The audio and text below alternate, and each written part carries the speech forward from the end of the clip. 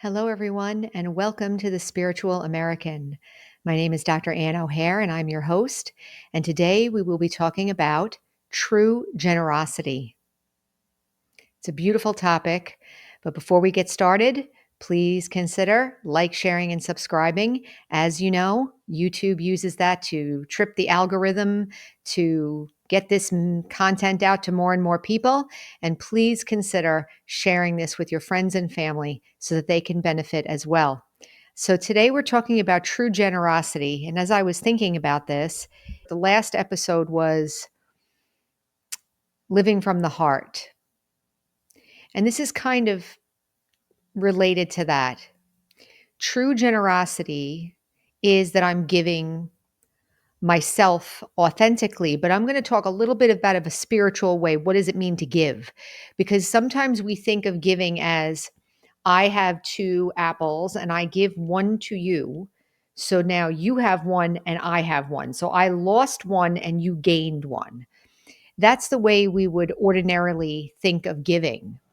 But the giving that I'm talking about now is more like the giving of the sun to the earth.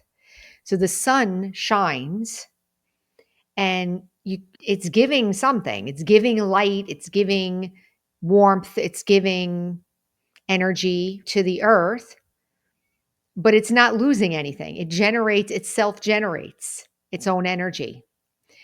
Sometimes I like to talk about this as like the fission versus fusion. So fission reaction is more like a combustible, something burns something else and it creates a waste product.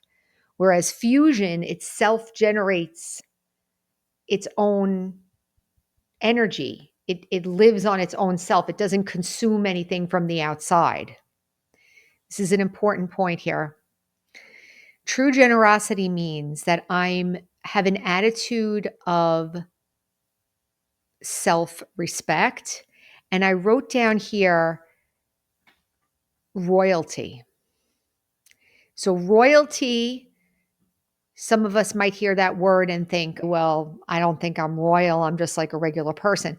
It's not like you're going to be against anybody or act superior or anything like that. I'm thinking of royalty in the sense of royal people do not take anything from people directly. They give, right? So if somebody would come up to the queen, this is just, I'm not saying this is exact, but generally speaking, royal people don't take things from others. Their servants would take or their helpers would take it from the person. There's a sense of, I am okay on my own.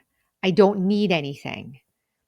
This is an important step to understand that different kind of giving that we're talking about. The giving that's like the sun versus the giving that's like taking. Like the combustion engine, right? The combustion engine takes oxygen and takes fuel and burns it and makes power and then has exhaust. That's like a fission reaction or that's a combustion reaction.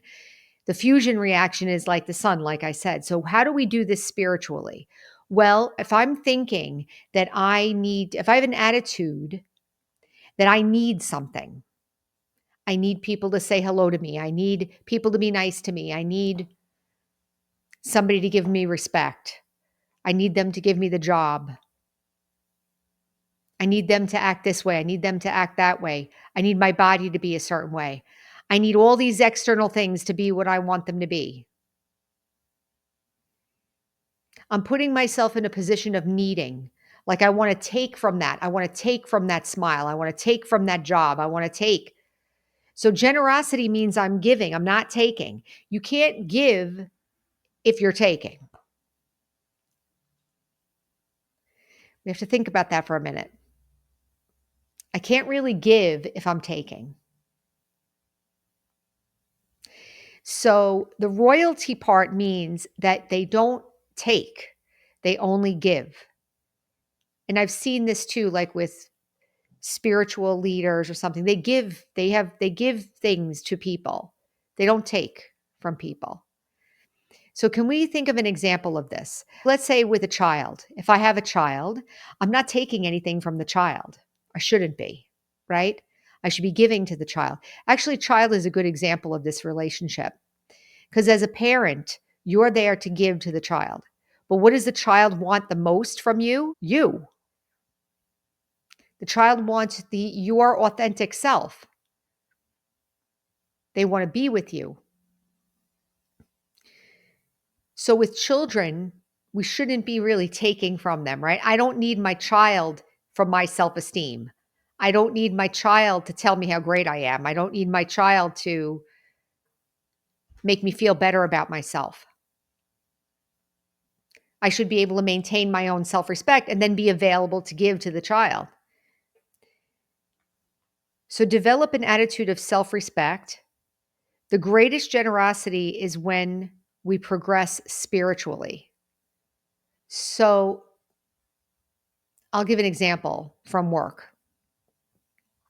I really had a problem at work. I had a lot of problems at work. I really was needy at work.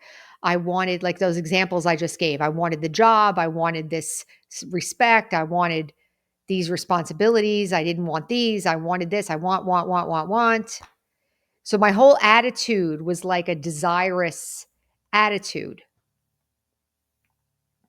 How can I be generous if I'm sitting there all the time? How can I give? I remember one time somebody said to me, people don't want to come and talk to you. They don't feel comfortable coming and talking to you. And I was like, what are you talking about? I'm the nicest person ever. What are you talking about? I really was not in touch with it because I didn't understand this principle of if you have desires and you want to take, you can't give. And if you're not giving yourself or you're not being authentic or you're not being real, you're not being the sun, let's say, of just radiating your own self, others can't really be with you. It's difficult to be with you because they feel that neediness. They feel it. I shared many times about the time that I went for the job at work. And I remember one time, even somebody else tried to intercede for me. Somebody else tried to intercede to my boss for the job. And my boss was like, no, I'm not. Because, and I know why now. I didn't understand then, but I know why now. She couldn't bring herself to give it to me because of the way I was being. I was being needy. I was being petty. I was being resentful. I was being selfish, which is the opposite of generous, right? So, how do I start the possibility of being generous? First of all, we use the phrase don't ask, don't take. Don't ask, don't take. We have to reestablish our self respect. Can you see how this is different than giving somebody something and you lose something? It's a different kind of giving, right? I can say, oh, I'm giving at the church or I'm giving this or I'm giving that and I'm so generous. Is that generosity? I mean, maybe it is on one level, but we're talking about generosity of the self, generosity coming from the self. How do I give of myself? First, don't ask, don't take. I have to remove the consciousness of needing. I have to remove the consciousness of desire from myself. I can't be wanting and giving at the same time, right? Can you see that they're incompatible? If I want something, how can I give something? It doesn't work.